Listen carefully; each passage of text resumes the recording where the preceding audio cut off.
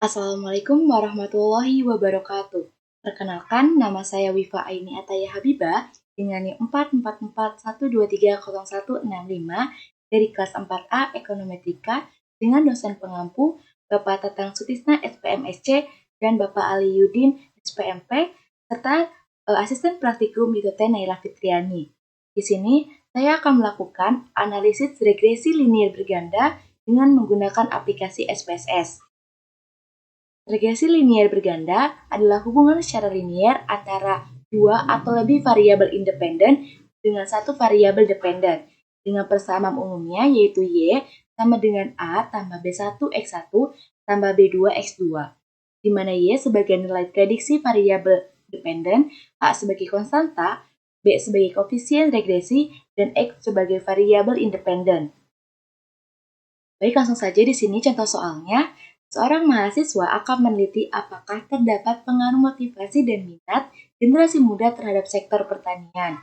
Untuk itu, peneliti mengambil 25 responden sebagai sampel. Berikut data hasil penelitian tersebut.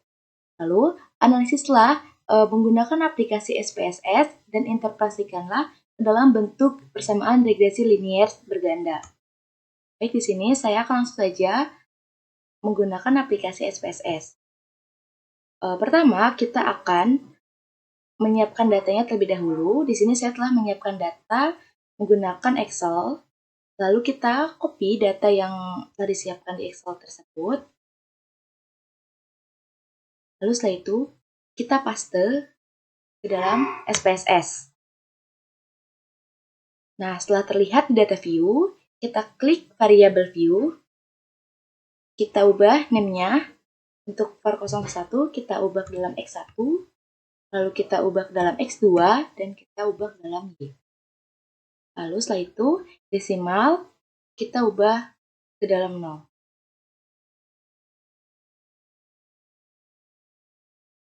Lalu untuk label, X1 kita beri label motivasi, lalu X2 kita beri label minat, dan Y kita beri label keputusan bekerja.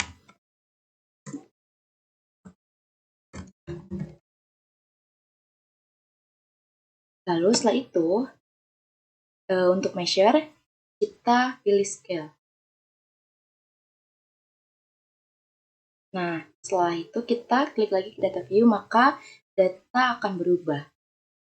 Nah, setelah itu kita akan menganalisisnya. Kita klik analis, kita pilih regression, lalu kita pilih linear.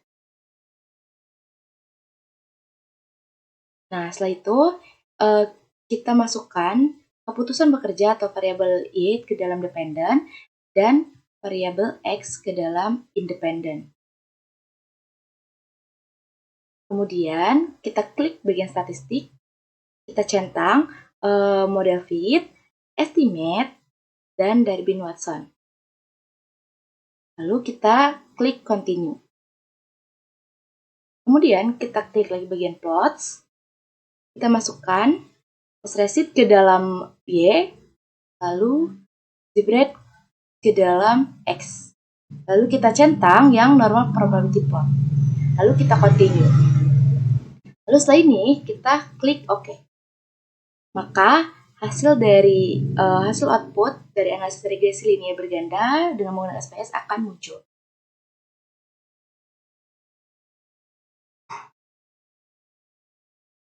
Selanjutnya, kita akan interpretasikan hasil output tersebut.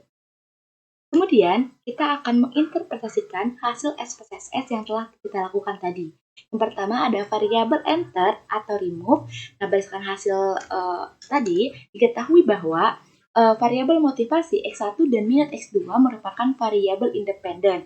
Sedangkan keputusan bekerja merupakan variabel dependen, serta tidak terdapat variabel yang dikeluarkan atau di-remove.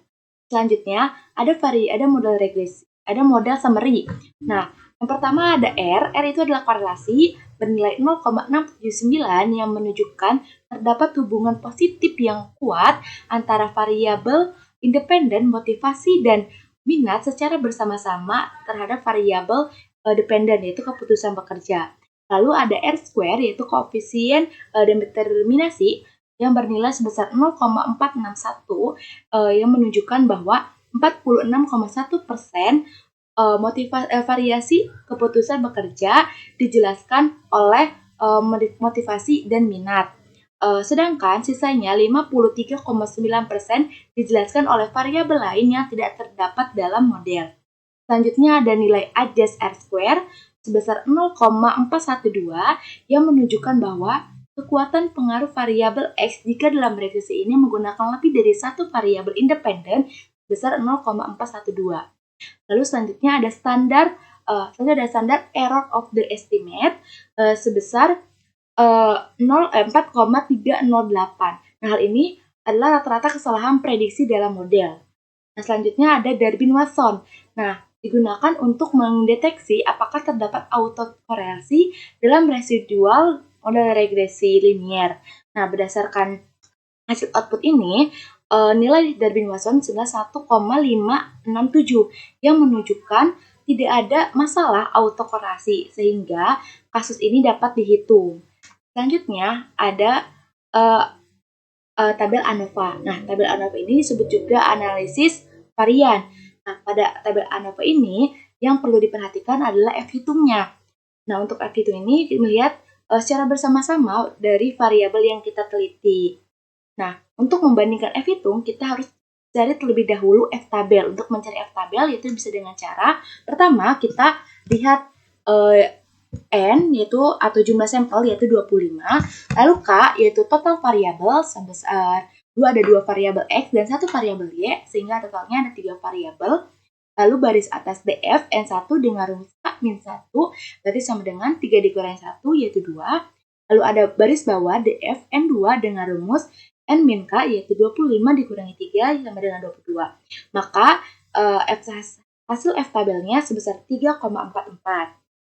Lalu, berdasarkan hasil output di atas, menjelaskan bahwa F-hitungnya itu sebesar 9,422 dan nilai signifikannya itu 0,001.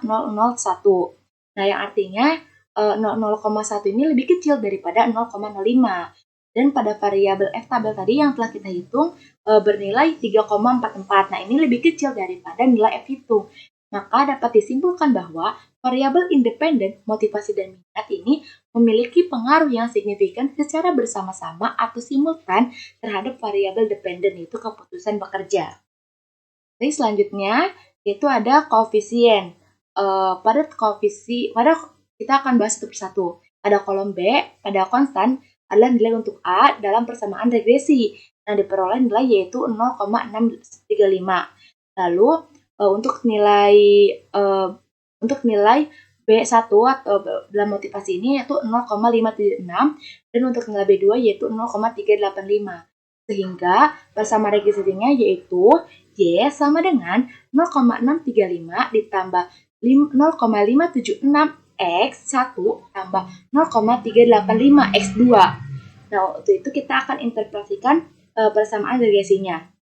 Pertama, nilai konstanta positif sebesar 0,635 itu menunjukkan pengaruh positif variabel independen. Nah, jika motivasi dan minat atau X sama dengan 0, maka keputusan bekerja diperoleh sebesar 0,635. Selanjutnya, koefisien regresi yang motivasi itu bernilai positif sebesar 0,576. Nah, menyatakan bahwa jika motivasi atau X1 ini mengalami kenaikan satu satuan, maka keputusan bekerja itu akan mengalami peningkatan sebesar 0,576. Kemudian ada koefisien regresi yang minat atau nilainya itu positif sebesar 0,385. Ini menyatakan bahwa jika minat X2 ini mengalami kenaikan satu satuan, maka keputusan bekerja ini akan mengalami peningkatan sebesar 0,385. Lalu selanjutnya ada pada kolom standar error, ini menunjukkan rata-rata kesalahan dalam memprediksi model. Nah, di mana untuk konstanta itu sebesar 6,117, lalu untuk motivasi sebesar 0,245, lalu untuk minat sebesar 0,169. Nah, semakin kecil standar errornya ini, maka akan semakin baik dalam memprediksi model. Selanjutnya, berdasarkan tabel koefisien tadi, kita akan menghasilkan nilai beta-nya. Nah, untuk motivasi ini sebesar 0,408 dan minat sebesar 0,394. Nah, ini menunjukkan arah dan kekuatan pengaruh variabel X terhadap variabel Y atau keputusan bekerja. Selanjutnya kita akan menganalisis F-hitungnya. Nah, sebelum itu kita akan menghitung dulu nih atau mencari dulu T-tabelnya. Itu dengan cara pertama untuk jumlah sampelnya itu kan N-nya itu 25, lalu K yaitu variabel independen yang digunakan itu sebesar 2, lalu DF ini dengan rumus sama dengan N min K min 1 sama dengan 25 dikurangi 2 dikurangi 1 sama dengan 22. Untuk alfanya kita sama dengan 0,025.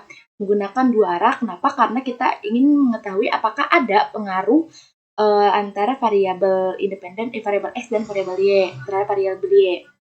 Nah, lalu berdasarkan hasil tabelnya ini diperoleh sebesar 2,07387. Nah, lalu dari hasil output dalam tabel koefisien tadi, diketahui bahwa variabel motivasi itu memiliki T hitung sebesar 2,348 dan T tabelnya tadi 2,07387. Nah, maka T hitungnya lebih besar daripada T tabel. Kemudian untuk nilai signifikansi dari variabel motivasi itu sebesar 0,028, ini lebih kecil daripada 0,025. Maka dapat disimpulkan bahwa terdapat pengaruh yang signifikan antara variabel independen motivasi terhadap variabel dependen keputusan bekerja. Lalu kemudian kita akan menganalisis yang variabel motivasi minat. Nah, dari hasil output tadi diketahui bahwa yang variabel minat memiliki T hitung sebesar 2,271 dan T tabel sebesar 2,07387. Nah, maka T hitung ini lebih besar daripada T tabel.